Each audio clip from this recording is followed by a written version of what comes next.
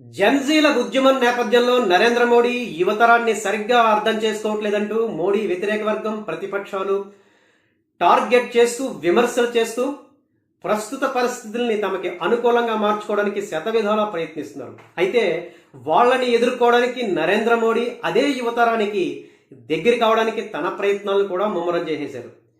మోడీ సాధారణంగా తన అభిప్రాయాల్ని ఎక్స్లో పోస్ట్ చేస్తుంటారు. అయితే ఇప్పుడు యూత్ ఎక్కువగా ఇన్స్టాగ్రామ్ ఇష్టపడుతుండడంతో హాయ్ ఫ్రెండ్స్ అంటూ ఇన్స్టాగ్రామ్లో యూత్ లాగే సెల్ఫీ వీడియోల్ని పోస్ట్ చేస్తూ తన అభిప్రాయాల్ని యూత్తో పంచుకోవడానికి నరేంద్ర మోడీ సిద్ధమైపోతున్నారు.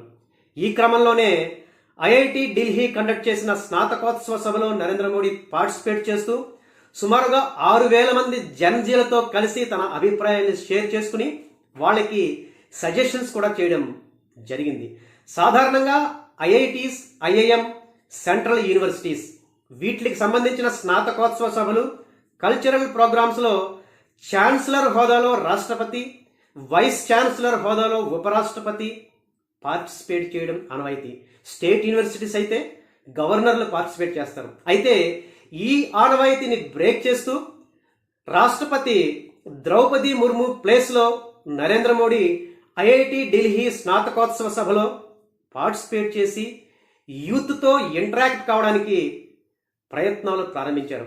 ఈ రకంగా అంది వస్తున్న ప్రతి అంశంలో మోడీ యూత్తో కనెక్ట్ కావడానికి తీవ్రంగా ప్రయత్నం చేస్తున్నారు.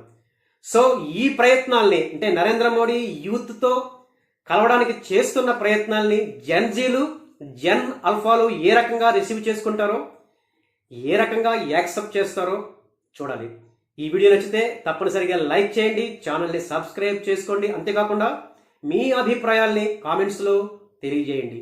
Thank you.